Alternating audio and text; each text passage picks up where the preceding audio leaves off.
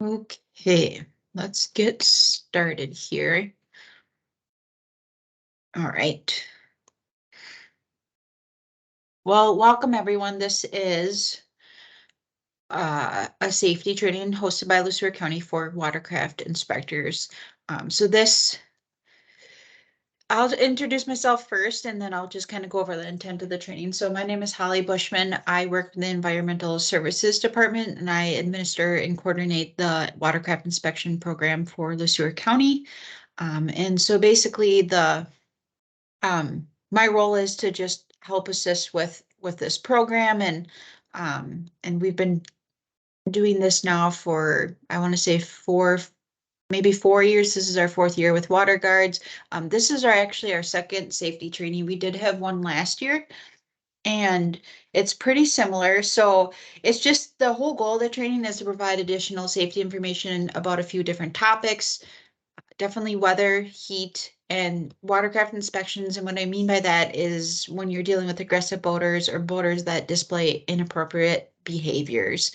And so, through kind of some feedback and what I've been hearing is that there's a lot of great training on watercraft inspections themselves, but additional safety training was kind of a needed thing for watercraft inspectors throughout the state. So that's why we decided to start this. And so it's just another opportunity for some additional training for watercraft inspectors. And like I said, this is our second training. It is a little bit different if you're a recurring inspector and you're coming back from last year. We do have some questions.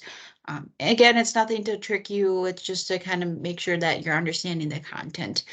But there will be quite a few different kind of videos to go through, and then we'll have some questions after the video, and then we'll just kind of go on to the next topic. So with that, let's get started. So with weather safety, the biggest thing is be weather aware.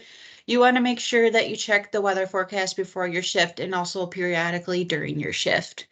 There are going to be instances when storms are going to move through rather quickly, and in that case, you're probably able to return to your shift, no problem. And then there's also going to be instances when there's going to be storms moving through very slowly. And in that case, you might just have to call it a day. So just making sure that you have a weather app or you're checking the weather at least on a periodic basis, just to make sure that nothing pops up, especially severe weather.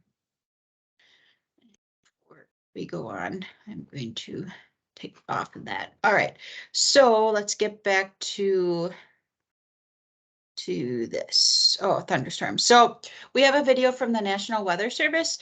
Most of the videos that I have here today are not more than a few minutes, maybe 3 to 7 is the average. The last video that I have is about 12 minutes long, so that's the longest one. So they're not too terrible, but we'll start with the thunderstorm video right now. And this has been an issue before. Make sure that I stop sharing my screen. I just want to make sure that the sound is on because this was a problem before and we couldn't get the sound to work. All right, so let's Of severe weather that could impact you while providing helpful information on how you can better prepare and be aware. The following information was prepared by the National Weather Service Atlanta Forecast Office. Thunderstorm formation occurs from three main ingredients: moisture, instability, and lift. Much of our moisture in north and central Georgia comes from the Gulf of Mexico or South Atlantic coast in the low to mid levels of the atmosphere. Instability is the ability for low-level warm air to accelerate upward while denser cold air replaces it downward. Lift is needed to trigger moist unstable air upward and begin thunderstorm development, which is commonly provided by cold and warm fronts or even gust fronts from other thunderstorms. The type of thunderstorm that develops depends on the strength and behavior of the wind shear in the environment. This is the change in wind speed and direction with height across levels in the atmosphere. Supercells and squall lines are the two main types of storms that typically become severe or have the most hazards associated with them, and will be described in more detail in the next several slides. So what is a severe thunderstorm?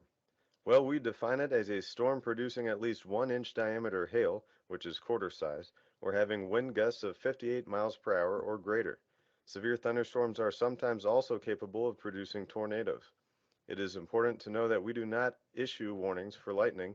However, we can issue a significant weather advisory for frequent lightning and also strong winds below severe limits. A squall line is basically an organized line of thunderstorms that can be driven by the downdraft of heavy rain and cool air, which pushes out ahead of the rain in the form of an outflow boundary or gust front. It is common to see a shelf cloud forming above the cold outflow, shown here in the top right picture, as warmer, moist air rises above and condenses. If you see this, then there's a good chance of experiencing damaging straight line winds, as this is the primary threat with squall lines. There's even greater potential for damaging winds along bowing segments of the line, shown in the bottom left. Hail and weak tornadoes are also possible with these systems. Supercell thunderstorms also commonly present severe threats. These are individual, long-lived, rotating storms that often produce large hail, tornadoes, and damaging straight-line wind. Tornado potential is greatest near the backside of the storm, identified as a hook echo on radar imagery, seen in the bottom left. As north and central Georgia frequently experiences severe thunderstorms, it is critical to be aware and prepare. One way to be aware is to understand the differences in our hazardous weather product definitions. A hazardous weather outlook is a product routinely issued that highlights the potential for various hazards during the next 24 hours and through the rest of the week. A watch is issued when conditions are becoming favorable for a weather event. Significant weather advisories are issued for strong thunderstorms that may strengthen to severe limits. A warning is issued if the weather event is imminent or occurring. A way to take action in preparing for thunderstorm safety is by following this ready, set, go concept for when outlooks, watches, or warnings are issued with a particular event. During the outlook stage, check your plan of action and make sure there's an area ready for you to take shelter in if needed. If a watch is issued, you should monitor weather conditions and stay tuned to information resources like TV or radio. When a warning is issued for your area, you should take shelter immediately. Such preparedness and action should result in more lives saved. So what are some helpful tips to stay safe if a thunderstorm is threatening your area? When dealing with the threat of thunderstorms, the best thing to remember is, when thunder roars, go indoors. You should get inside a substantial shelter, preferably in a low-lying location with as many walls between you and the outside as possible. Stay away from windows and avoid contact with any electrical or plumbing systems. If you can't make it inside, then a hard-top vehicle is the next best choice. As a rule of thumb, you should wait at least 30 minutes after the last thunder is heard or until the warning or advisory has expired before outdoor activities are resumed. If a hail threat exists, you would want to be inside a sturdy building away from any windows. A vehicle doesn't always protect you from hail, as golf ball size or larger can break windshields.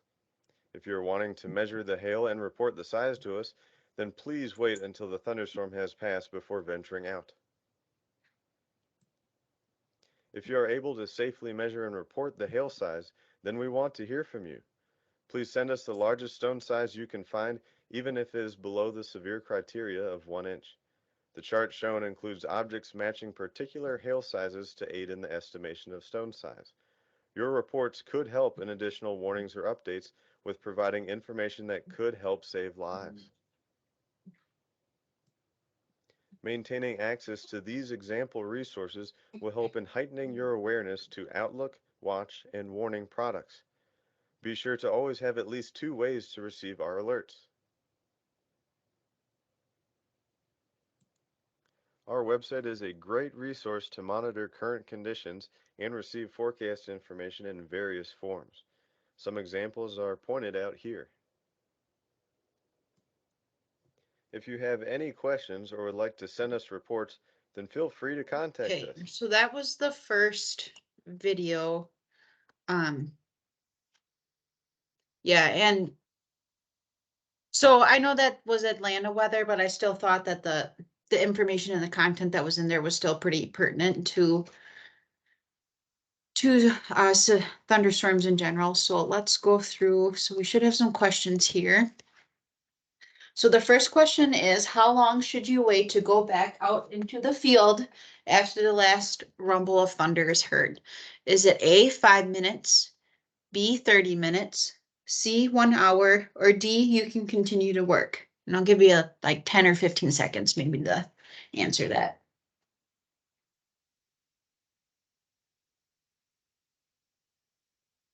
And B, 30 minutes is the correct answer. So if during the 30-minute wait period, you hear thunder, do you restart? And you hear thunder, do you restart the 30-minute clock? True or false? Again, give you about 10 or 15 seconds to answer that. And the answer is true. So every time you hear thunder, you have to restart that clock. Okay, so the next video is on lightning safety. Again, it's from the National Weather Service. So we will go over to that video next. Like I said, most of these videos are pretty darn short, so okay, here we go. Welcome to our presentation on lightning safety for Severe Weather Awareness Week. From our other video on lightning, we know that lightning forms from the separation of charges in a thunderstorm cloud. A stepped leader then develops downward towards tall objects on the ground, and a streamer reaches upward to meet it. Here are some lightning facts. Nearly 1,800 thunderstorms are occurring at any moment around the world. That's 16 million a year. 100,000 thunderstorms occur each year in the United States. Of these, about 10% are severe. Thunder is the shock wave created by the rapid expansion of air in the lightning channel, and lightning heats the air to 18,000 degrees Fahrenheit, which is hotter than the surface of the sun. Lightning poses many dangers, not the least of which is the danger to personal safety.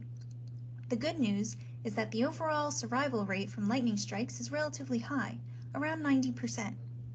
However, many of those struck receive serious and sometimes long-term debilitating injuries, including severe burns and nerve damage. Other safety risks posed by lightning include damage to electrical equipment and the potential to ignite fires in structures which have been struck.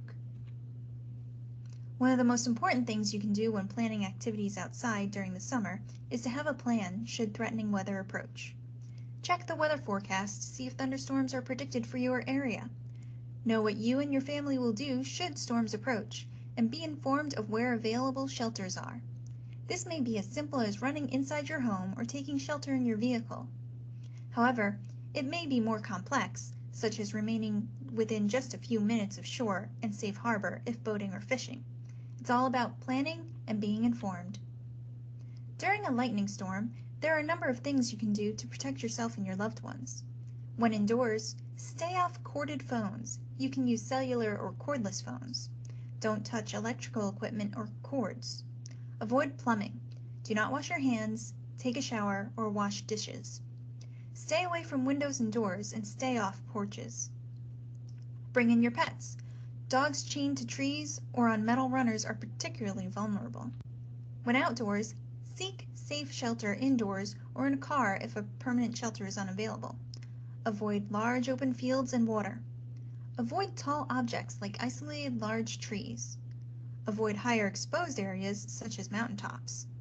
Wait 30 minutes after the last rumble of thunder before resuming activities. As a last resort, if you are caught outside during a lightning storm and are unable to make it to shelter, one of the best methods to protect yourself is to assume the lightning safety position. Crouch down on the balls of your feet with your feet together, tuck your head downward with ears covered. If you're unfortunate to be struck, this position will help the charge flow through your body quickly into the ground where it will disperse. However, as with any lightning strike, safety is never guaranteed. Follow these steps if someone has been struck by lightning. Call for help, such as 911.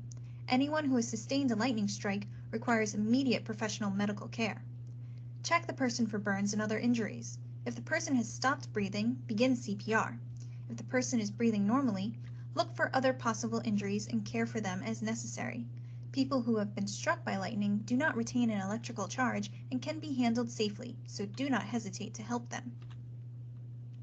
For additional information, please visit these websites, including more videos on severe weather on our YouTube channel. And remember, when thunder roars, go indoors. All right, so that is the lightning video here. So we just have a few questions. So if you are unable to find a safe place when caught outdoors in a storm, you should immediately take the lightning safety position. The correct lightning safety position is standing up nice and tall with your arms and legs spread out. True or false? And the answer is false. So the correct lightning safety position would be you crouching down on the balls of your feet really close together, and then putting your hands over your head and sinking your head down. If you are outdoors and are caught in a storm, what should you do? A, seek safe shelter indoors. B, avoid large open fields and water. C, avoid large isolated trees. Or D, all the above. And the correct answer is D, all of the above.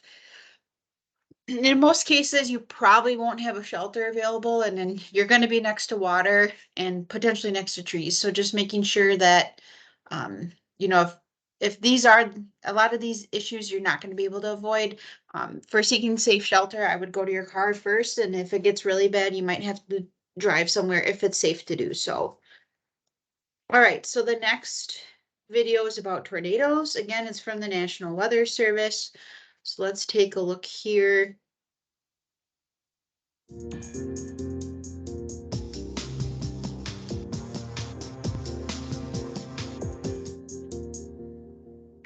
If your area is under a tornado warning, act now. You may only have a few minutes to get to safety.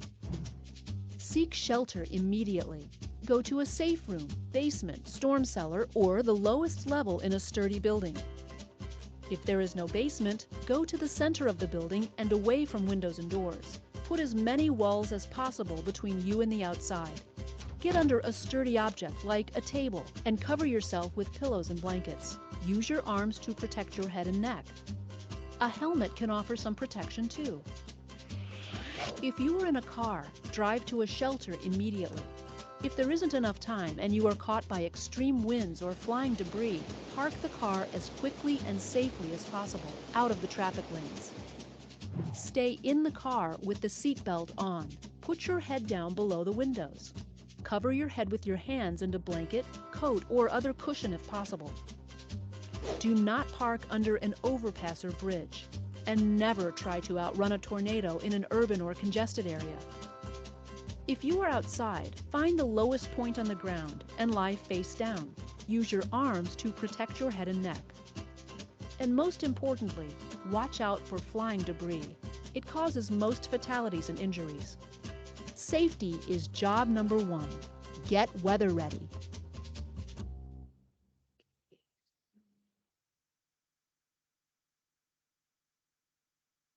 I think there's actually two videos. So that was during and this one's after. So we'll play this one as well.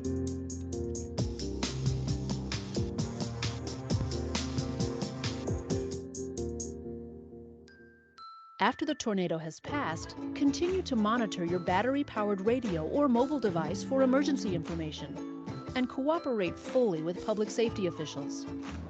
Keep your family together, and wait for emergency personnel to arrive.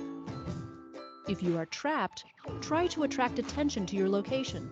Use a whistle or flashlight. Cell phone towers may be down, so send text messages rather than make phone calls. Check for injuries. Do not attempt to move seriously injured people unless they are in immediate danger of further injury. Do not remove helmets from injured people. If someone has stopped breathing, begin CPR. Stop a bleeding injury by applying direct pressure to the wound. Be aware of possible structural, electrical, or gas leak hazards in your home. Stay away from power lines and puddles with wires in them. They may still be carrying electricity. Watch out for nails, broken glass, and other sharp objects. Nearly half of all tornado injuries occur post-storm, so use extreme caution to avoid further injuries from debris and damaged buildings. Tornadoes can cause millions of dollars in damages. Make your emergency plans ahead of time and take the necessary precautions to stay safe during and after a twister. Safety is job number 1. Get weather ready. All right, so that was the last of the tornado videos there. Okay, so Q&A. If you are caught in your car during a tornado, what should you do? A, drive to a shelter immediately. B, park your car if a shelter is not available. C, all the above, or D, none of the above. And the correct answer is C, all the above. If you are outside and cannot get to your car or a safe shelter, you should find the blank point on the ground with your face lying blank. Again, if you are outside and cannot get to your car or safe shelter, you should find the blank point on the ground with your face laying blank. So you should find the lowest point on the ground with your face lying down if you can't get to your car or some kind of safe shelter. When driving your car during a tornado, you should never A, park under an overpass, B, park under a bridge, C, outrun a tornado in a congested area or urban area, D, options B and C, E, options A and C, or F, options A, B, and C. Oops, I apologize. Correct answer is F. So you should never park under an overpass or a bridge, which we don't have many of those in the Sueur County to begin with. And then you should never outrun a tornado. Nearly half of tornado injuries occur A, before the tornado, B, during the tornado, or C, after the tornado. And the correct answer is C, after the tornado. So just be really careful if that happens, that you don't cause yourself more injury by debris, essentially. Okay, so there is one weather video about severe weather in general as a whole. It just provides a good summary, kind of some of the things we already talked about. It does talk about what to do if you're outside, which is helpful. Not all the videos, they're hard. Sometimes they're really hard to relate to outside activities. So this should be the last weather related video. Lightning is one of the most underestimated weather hazards. If you can hear thunder, you are within striking distance of lightning. That's your cue to take shelter, preferably in a house or a building. A car with a metal roof and sides is your next best option.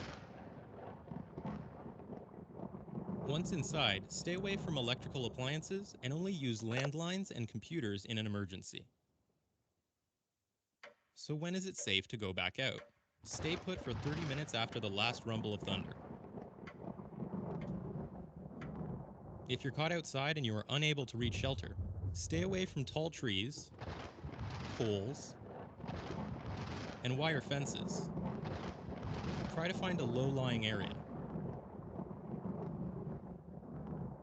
If someone is struck by lightning, call 911 immediately. They'll be safe to touch, so don't delay CPR if necessary. The telltale sign of an approaching tornado is a dark sky that often has a greenish tint. You may note a strong, persistent rotation in clouds, hail, or heavy rain followed by a dead calm, or an intense shift in the wind. If you see these signs, take shelter in a sturdy building.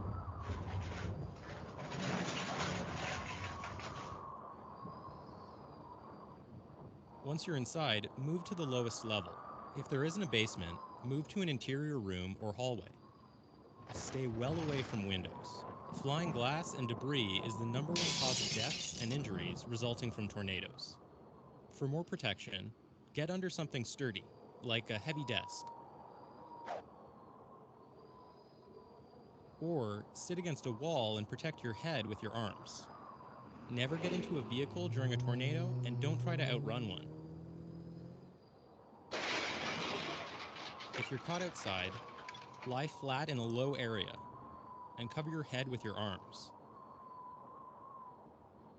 Contrary to popular belief, you should not seek shelter under a highway overpass or bridge.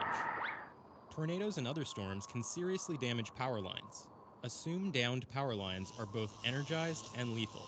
If one falls across your vehicle while you're driving, Remain inside and try to drive away from the line. Warn people not to touch the vehicle or the wires. Report fallen lines immediately. Inland floods are one of the leading weather-related causes of death, with almost half of these fatalities involving a person driving their vehicle through a flooded area. People often feel powerful and protected behind the wheel, but it only takes 2 feet of water to float most cars away. Do not drive in flooded areas. Traveling afoot isn't always a safe option either. A mere 6 inches of moving water is enough to sweep an adult off their feet. Move to higher ground. The likelihood of making it through a severe weather event unharmed increases when you know of an approaching storm in advance. Make it a habit to stay up to date on weather forecasts. Likewise, stay prepared by keeping a fully stocked emergency kit at home and in your car. Remember to familiarize yourself with the emergency plan at work. Create a plan for your home, and don't forget about those who may need assistance during an emergency. Okay, so that was the last weather video here. So there's a few questions and then we'll move on to heat. And I do like this video mentioned flooding too. It is something that does happen in the county, so it's just important to remember that. If you hear thunder, lightning is within striking distance. True or false? The answer is true. Common signs that a tornado is nearby is A, bright, colorful sky and no wind. B, a dark sky with a green tint and it's very windy. C, a dark sky and breezy.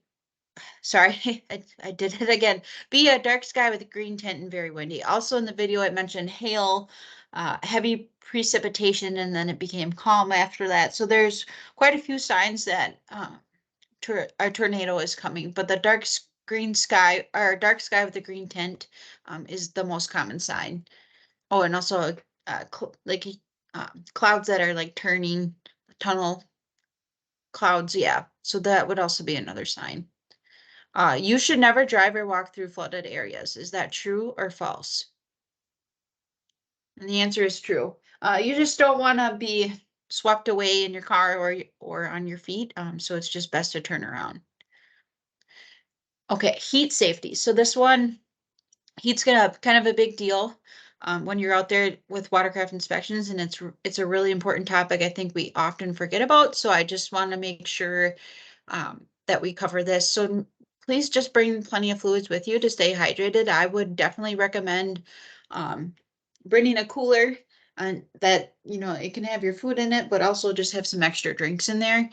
Things like water and Gatorade is going to be best for you. Not every access has a close by gas station or things like that. So I highly recommend bringing a cooler with you every day, especially water and Gatorade.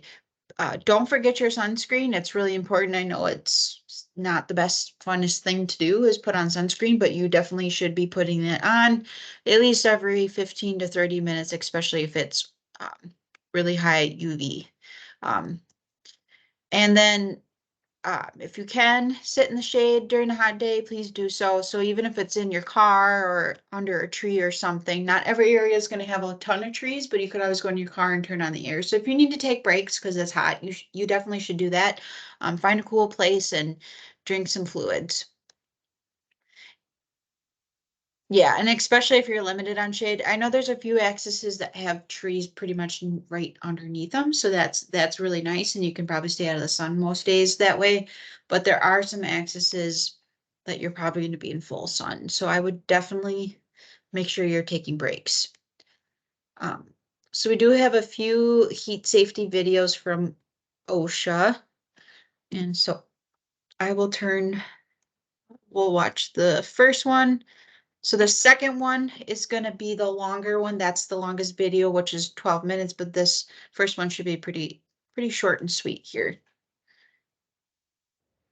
Summer is here and it's getting hot. As temperatures and humidity rise, it's important to be prepared for the dangers of working in the heat. Dozens of workers die every year due to working in the heat, and thousands become ill. Most work-related heat deaths occur in the first few days of working in the heat. That's why it's important for employers to allow workers to gradually build that tolerance to the heat, whether they are new, temporary, or even seasoned worker. Heat illness can affect anyone, no matter how old you are or what shape you are in.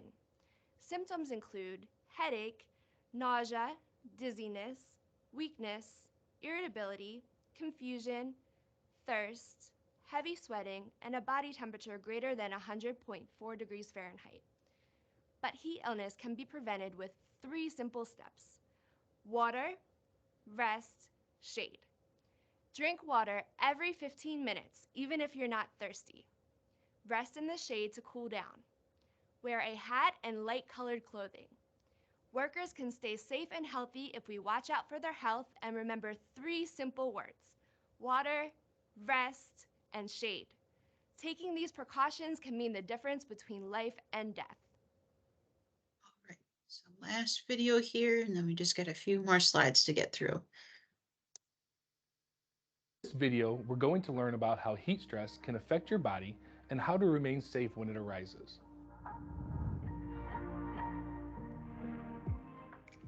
So what is heat stress? Heat stress can be a variety of illnesses caused by exposure to higher than normal temperatures. It often occurs when the body is unable to maintain a healthy temperature when exposed to extreme conditions. You may know this can happen when working under the hot summer sun, but did you know it can also occur during the wintertime when you're bundled up in a heated building or a garage? Regardless of the temperatures outside, our bodies are mostly concerned with what's happening on the inside. The human body is an extraordinary system, and it's capable of performing a variety of demanding tasks. But heat stress can often interfere with the natural processes required to keep us alive. Things such as breathing, digesting, and even our heart beating. As you can imagine, when these processes stop functioning, the results can be serious or even fatal. The good news is that our bodies have an automatic cooling system built in. With proper training, most of these heat-related illnesses are entirely preventable. One of these built-in defenses is our blood. Did you know that the circulation of blood flow can help lower our body temperatures? For most, the ideal body temperature is 98.6 degrees. As our body temperature rises, the circulatory system directs more blood flow to the surface of our skin and carries the internal heat of our bodies up to the skin where it can be released into the air.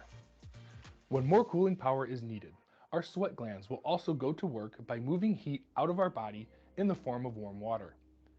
Once this water reaches our skin, it is then wiped away or evaporates into vapor form.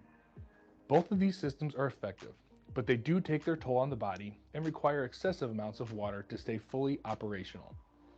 When the body cannot dispose of excess heat fast enough, these natural cooling defenses begin to break down, and that puts us in danger of developing these heat-related illnesses. Did you know we can sweat out up to 1 quart of water and electrolytes in an hour? This depletion of water and electrolytes often causes heat-related illnesses. One way to know if you're running low on water is an extreme thirst that can develop throughout the day. However, we cannot rely on thirst alone. Many times, the feeling of thirst might be a sign that heat-related illness symptoms have already begun. To prevent this threat from happening, we need to make a conscious effort to take in even more liquids throughout the day. When sweating, aim to drink 5 to 7 ounces of water every 15 or 20 minutes. It is important to note that not all liquids are created equally. Gatorade or other electrolyte drinks can be a great alternative to water because they are formulated to replace the minerals that often get depleted through sweat. But sugar-infused energy drinks, soft drinks, or alcohol will often accelerate dehydration. When it comes to heat-related illnesses, there are 5 different types every employee should be aware of when working in the field. These types include rashes, cramps, fainting, exhaustion, and stroke. Heat rash often occurs when the skin's sweat glands are blocked and sweat cannot get to the surface of the skin to evaporate. This causes inflammation and results in a rash. Common symptoms of heat rash include red bumps on the skin and a prickly or itchy feeling to the skin, also known as prickly heat. Treatment for a heat rash includes moving to a cool environment, a cold shower, and thoroughly drying the area. Infection can occur if the rash is not cleaned quick enough. Fainting can occur when our body tries to cool down by directing blood to the skin instead of to other more critical parts of your body. Warning signs that a loss of consciousness is imminent from heat illness includes a rapid heartbeat and dizziness. Fainting often occurs in people who are new to working in high heat conditions or are less mobile while working in the heat. Moving around rather than standing can actually prevent heat fainting. However, most people will recover from fainting by lying down in a cool area. Heat cramps occur when we begin to sweat excessively and fail to replace those vital minerals and electrolytes that we're losing. Symptoms for heat cramps include painful cramping, as well as involuntary jerking or muscle spasms, mainly located in the larger muscles. Treatment for heat cramps are stretching, massaging the muscles, and rehydrating with an electrolyte beverage such as a low-sugar Gatorade drink. Heat exhaustion occurs when the body is running low on both electrolytes and water. Heat exhaustion can often cause the individual to feel confused, dizzy, weak, or even uncoordinated. Individuals will often begin to sweat profusely and experience extreme thirst. When exhaustion occurs, it often takes the body well over 30 minutes to cool back down. Relocating to an air-conditioned building or a truck is often the best treatment for heat exhaustion. Heat stroke is a more serious form of heat exhaustion and occurs when the body's natural cooling mechanisms completely break down. In circumstances when heat stroke occurs, the victim is no longer able to sweat and their skin becomes very hot, dry, and flushed in color. Other symptoms will include a throbbing headache, rapid heartbeat, nausea, or even vomiting. Heat stroke causes a person's body temperature to rise to critical levels, which can cause internal damage to organs such as the brain or heart, and can even be fatal. In circumstances when you feel heat stroke is imminent, contact 911 for medical assistance immediately. While waiting for their arrival, do your best to get into an air-conditioned facility as quickly as possible. Do not supply anything by mouth until they arrive. When you're experiencing any of the 5 types of heat stress, it's important to pay attention to what your body is telling you. If you ignore the symptoms of heat rash, cramping, thirst, or even just lightheadedness, they can turn into a more serious form of heat exhaustion or even heat stroke. Even when we do our best to protect ourselves from the heat, it can still end up affecting us or those around us. If you witness a coworker develop a heat-related illness while on the job, please do your best to address the issue and encourage them to get out of the heat and into a cool environment. If they're having mobility problems, help them sit or lie down to rest and cool. If you're able, try to cool them off by pouring cold water over their head, face, and neck. You can also apply cold water with a wet towel. To speed up the cooling process, apply a cold compress to their armpits. You can also wet down their clothing and direct a fan on them. Ice or cold packs also work great. Encourage them to drink water and an electrolyte drink if available. Encourage the victim to remove excessive outerwear and loosen any tight garments. If you think they might be experiencing heat stroke, call 911 for medical assistance immediately. Stay with the victim and continue to cool them down until the EMTs arrive.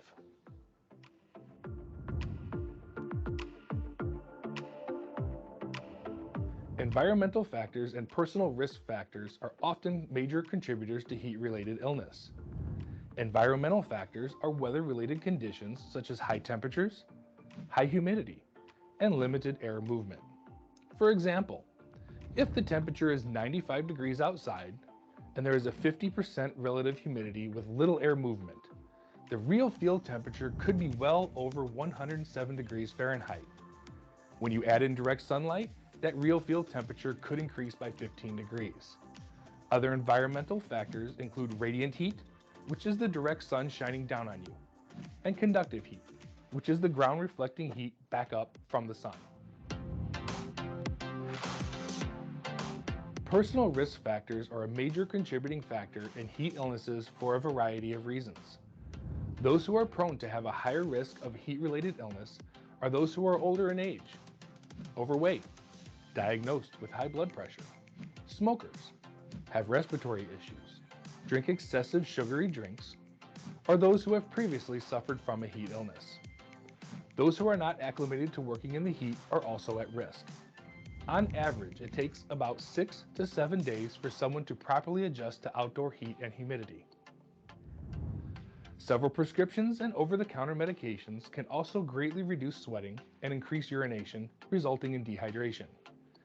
Individuals working in the heat who are taking medications should always consult their doctor if symptoms develop.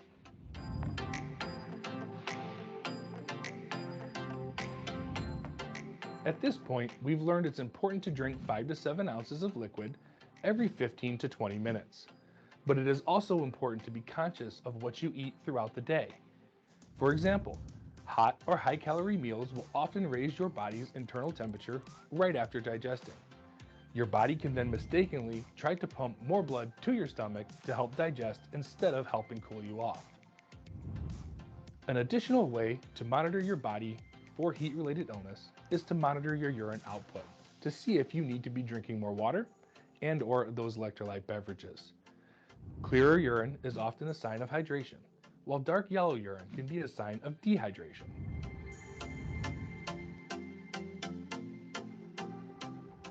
Although we can't always control the environments we work in, we can utilize a few additional accessories to help fight the heat. Some of these accessories could be wearing a light-colored hat and sunglasses to keep the hot sun off your face and head. Sunscreen also works great at preventing the sun from heating up your skin and protects you from dangerous UV rays. If working indoors or in a vehicle, temperatures can also be controlled to allow for safe working conditions. Some of these climate controls include opening a window, air conditioning, circulating fans, and ventilation systems. In conclusion, it's important to remember that excessive heat can create real hazards in a workplace. Understanding the problems and how to avoid them is key to safe working conditions. When working in the field, always take the time to get acclimated to the warmer temperatures. Drink water and electrolyte-based drinks regularly, and try to eat low-calorie, cool meals throughout the workday. Use climate controls whenever possible. Know what to look for if you or a coworker develops heat-related symptoms, and remember to always play it safe. Okay, so that was it for videos. We just have a few more slides and then we are done here. So, okay, so big thing with heat, you're gonna come across it. So just thought they were really important videos to present and share. So a few Q&A questions about heat-related illnesses. How much liquid should you drink every 15 to 20 minutes in order to prevent heat illness? Is it A, 1 to 2 ounces, B, 5 to 7 ounces, C, 16 ounces, or D, you only need to hydrate when you feel thirsty? And the correct answer is B, 5 to 7 ounces. So remember the video said even if you're not thirsty, you should try to drink 5 to 7 ounces of water every 15 to 20 minutes. Heat-related illnesses that you should be aware of include A, exhaustion, fainting, rashes, cramps, and stroke. Stroke, fainting, exhaustion, sweating, and thirst. C, exhaustion, fainting, cramps, and stroke. D, fainting, exhaustion, and sweating. I think that's it. Oh, sorry. Yep, it's A, exhaustion, fainting, rashes, cramps, and stroke. Thirst can be a sign that these symptoms are coming on as far as heat-related illnesses, but the ones that you really need to be aware of is A. So it takes about 3 to 4 days for someone to properly adjust to the heat. True or false? And the answer is false. It actually takes in the video, if you remember, it could take up to 5 to 7 days for someone to get accustomed to the heat. So it takes a while. It's not just something that your body's going to get used to right away. Heat illness can be prevented by A, water, B, rest, C, shade, D, naps, E, A, B, and C, or F, all the above. And the correct answer is E. So water, rest, and shade are the three main things to prevent heat illness.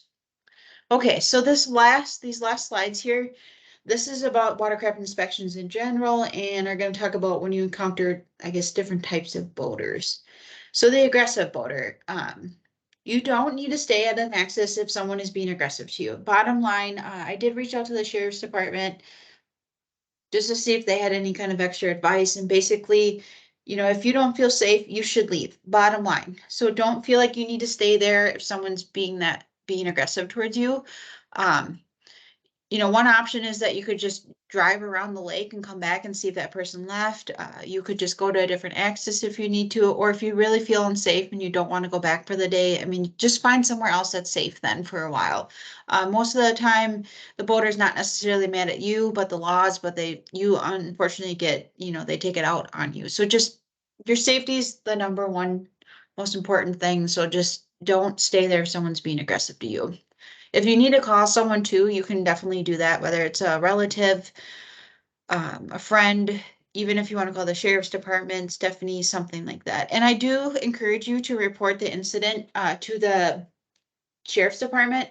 I know some people may not comfortable doing this, but the only way that the sheriff's department can, if someone is continuously doing this, the only way that they could actually charge someone in any case, whether it's a ticket or whatever it may be, is if they have incidents on file. So it's really important that you report it. And hopefully that will prevent them from continuing to do it. And the sheriff's department is there to help. There's always going to be someone on patrol. And I know they do inspections most of the time. It's on the weekends, but sometimes they do it on Thursdays as well. And the holidays, the sheriff's department's definitely out. So there's always someone on patrol that can be there. So don't hesitate to call if you feel unsafe. Another thing that might happen is, and you might encounter, is uncomfortable behavior from a boater. So that might be just inappropriate language. They could be intoxicated. They could physically be trying to do things like give you a hug or something like that that you don't feel comfortable with. You don't need to stay at the axis as well if this happens. If you don't feel safe, again, you should leave immediately. Do not stay there. Again, you can try to maybe just come back later, take a drive, go to a different access, but don't stay there if you don't feel safe. And call someone. You can report it. I would recommend you reporting to the sheriff's department. I know a couple of years ago we had an incident with an inspector. She didn't feel comfortable with a resident, and I never found out to the end. And if you report it, we can at least get that documentation, and we can always have someone come out there to take a look. It's very common for inspectors not to come back because of aggressive boaters or uncomfortable behavior from a boater. So I don't want you to be in that situation at all. So it's really important that you just leave and you report it. Definitely to Stephanie, and at some points, it might be the sheriff's department as well. And again, they're always on patrol and they're mostly around during the weekends. If you're during the week, you could always call dispatch and there'll be someone there. So you'll always still have someone available from the sheriff's department, no matter what day of the week it is. And then lastly, I just want to provide some contact information. So there's the sheriff's department. I would call dispatch if you're having an emergency or a situation where someone's not being well behaved. There is my office number and work cell number. I am in the office from 8 to 4:30 usually. I don't usually have my work cell phone number on the weekends. I'm off on the weekends, but you can most certainly text me or call me. But I honestly, if you're having a situation where you're uncomfortable, you don't feel safe, emergency, whatever it may be, I would just call dispatch. That should be your first call before anyone else. And then, you can call Stephanie as well. But I really hope this training was helpful for you.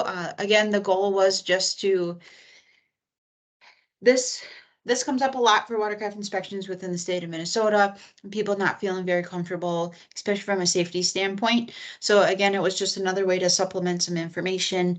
If you have questions, you can always reach out to me, but have a great season and thank you for attending the training.